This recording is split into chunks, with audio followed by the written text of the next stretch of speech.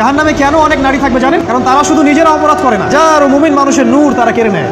That is Y তারা জাহান্নামে বেশি থাকে। মেয়েদেরকে বলছি স্পেশালি, হয়তো এই কথাগুলো মেয়েদের কাছেও যাবে। তাদের এই উদ্ধত মাথাটা আল্লাহর বিধানের সামনে আত্মসমর্পণ করতে চায় না, এই কারণে তারা জাহান্নামে বেশি থাকবে।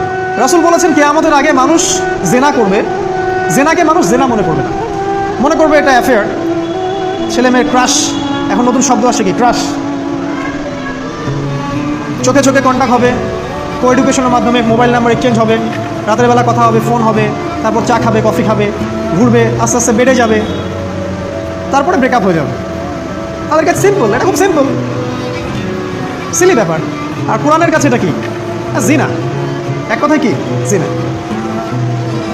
জিনায় লিপ্ত থাকা অবস্থায় দোয়া কবুল হয় না, কিন্তু মানুষ যদি এটা থেকে বের হয়ে তওবা করে আল্লাহর জন্যে, তার দোয়া অনেক বড় মানুষের দোয়ার মতো কবুল হয়। ওই তিন বন্ধুর একটা হাদিস আছে না, গুহার মধ্যে চাচাতো বোনকে একা পেয়েও সে ফিরে আসছিল আল্লাহর ভয়ে, আল্লাহ পাক তাকে গুহা থেকে বাঁচায় দিচ্ছেন না? হাদিসটা পড়ে দেখবেন, অনেক বড় হাদিস। জিনা থেকে দূরে থাকলে হৃদয়ে নূর আসবে। আপনি আমি যদি আমাদের চোখকে এই পর্যায়ে নিয়ে যেতে পারি যে কোনো গায়রে মাহরামের দিকে চোখ পড়লে আমরা নামিয়ে নিচ্ছি, তখন আপনি ফিল করবেন আপনার মনের মধ্যে নূর আসছে। এই যে আমি এখন একটা লেকচার দিচ্ছি, আমার খুব ভালো লাগছে, ঠিক রাস্তায় যেতে যেতে যদি আমি 8-10টা মেয়ের দিকে তাকাই, আমার এই নূরটা উঠে যাবে। জাহান্নামে কেন অনেক নারী থাকবে জানেন? কারণ তারা শুধু নিজেরা অপরাধ করে না, হাজারো মুমিন মানুষের নূর তারা কেড়ে নেয়। দ্যাট ইজ ওয়াই তারা জাহান্নামে বেশি থাকবে। আরেকটা মেজর কারণ হচ্ছে তাদের এই উদ্ধত মাথা। মেয়েদেরকে বলছি স্পেশালি, হয়তো এই কথাগুলো মেয়েদের কাছেও যাবে।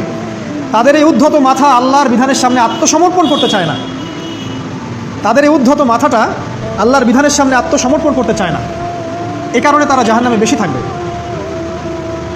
যে কোনো বিধান আল্লাহ তাদের সামনে বলেন, সব মেয়ের কথা বলছি না, ম্যাক্সিমাম বিভিন্ন যুক্তি তারা দিবে। সামি'না ওয়া আতা'না এই পর্যায়ের না, যুক্তি দিবে। পর্দা করলে কি এখন কেমন করে চাকরি করব, পর্দা করলে কেমন করে পড়াশোনা করা যায়, এখন তো যাইতেই হচ্ছে, কিছু তো করার নাই, বিভিন্ন যুক্তি, হাজারটা যুক্তি তারা দিবে। কে জানি তাদের ব্রেনটাকে পুরো ওয়াশ করে ফেলছে। আমি আপনাদেরকে বলছি কে করেছে? এটা করেছে স্বয়ং দাজ্জাল।